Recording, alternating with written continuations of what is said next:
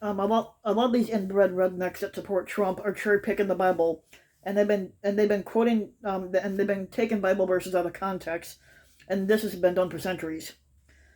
A woman had held up a sign quoting the Bible as anti-vaccination protesters pray and gathered near the Los Angeles City Hall on August 14th of 2021. And she has a picture here, and you can see this. She's held up a sign that's quoting Isaiah. I don't know if you can barely see that or not, but it's hard to read. Um, the person that wrote this article has a devout evangelical Christian friend of theirs, and they recently texted to explain why they were not getting the COVID vaccination shot. Jesus went around healing lepers and touched them without fear of getting leprosy.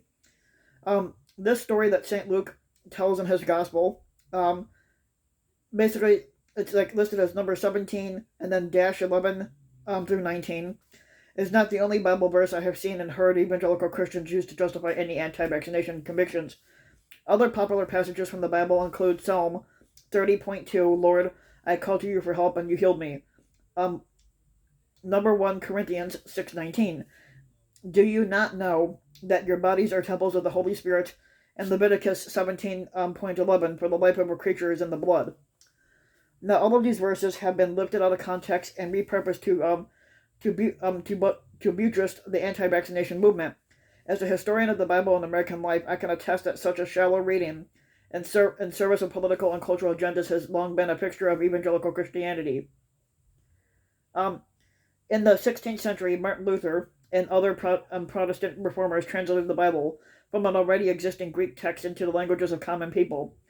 And prior to this, most men and women in Europe were exposed to the Bible through the Vulgate, which is a Latin version of the Old and New Testaments that only educated men, mostly Catholic priests, could read. As people read the Bible, many for the first time, they inevitably began to interpret it as well.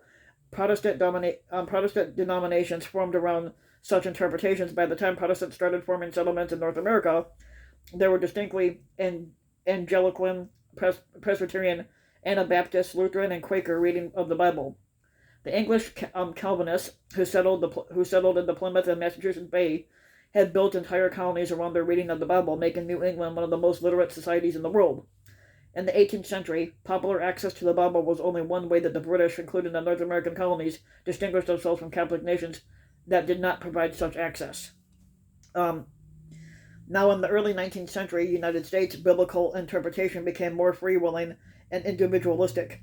Small differences over how to interpret the Bible often resulted in the creation of new sects such as the Latter-day Saints, which is the Mormons, the Restorations, Disciples of Christ, and Churches of Christ, Adventists, and various evangelical offshoots of more long-standing denominations such as Presbyterians, Baptists, Methodists, and Quakers. During this period, the United States also grew more democratic. What the French traveler and diplomat Alex Tocqueville described as individualism had a profound influence on the biblical interpretation and the way that the lay people read the sacred text.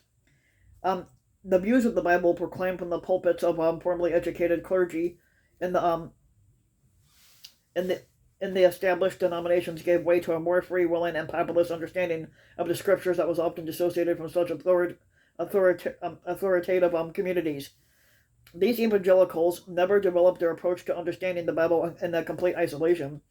They often followed the interpretations of charismatic leaders such as Joseph Smith, who started the Latter Day Saints, Barton Stone, and Alexander Campbell, who started the Restorationists, William Miller, who was an Adventist, and Lorenzo Dow, who was a Methodist.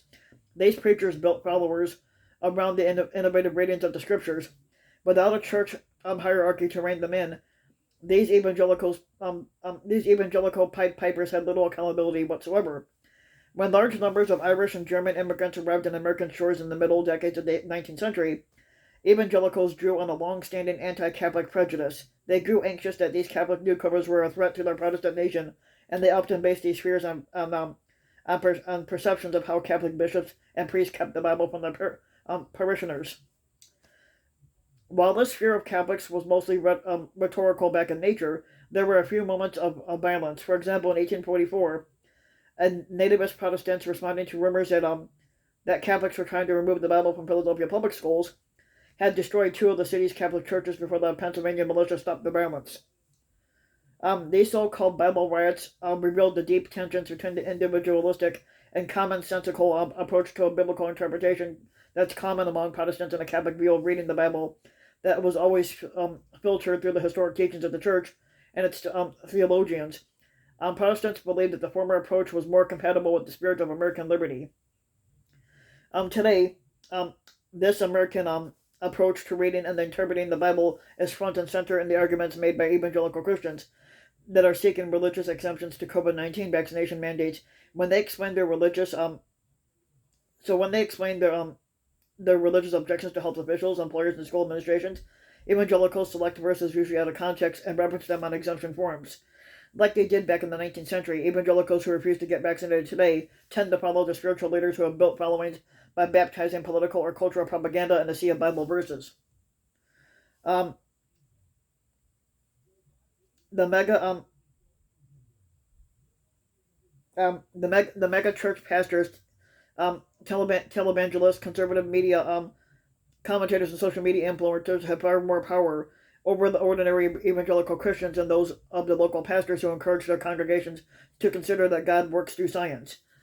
When I ask those evangelicals who oppose vaccines how they come to their conclusions, they all seem to cite the fake news source Bo, or a host of fringe media personalities when they watch on cable television or Facebook. Some others say they cite include Salem Radio, which I don't know who that is. The Salem Radio thing. The host and author Eric Meta-Ax, the Liberty Council, and Tennessee megachurch leader Greg Locke, to name a few. Social media allows these evangelical conspiracy theories to become influential through their anti-vaccination rants. Now, from my perspective, the response of some evangelicals to the vaccine reveals the dark side of the Protestant Reformation. When the Bible is placed in the hands of the people, void of any kind of authoritarian religious community to guide them in their proper understanding of the text, the people can make it say anything they want. They can make it say whatever the fuck they want it to say, and that's the only bad thing. But if you like the video, give the video a like and subscribe to my channel, RBW King, and also hit the notification bell so you'll be notified when a new video comes out. And thanks for listening.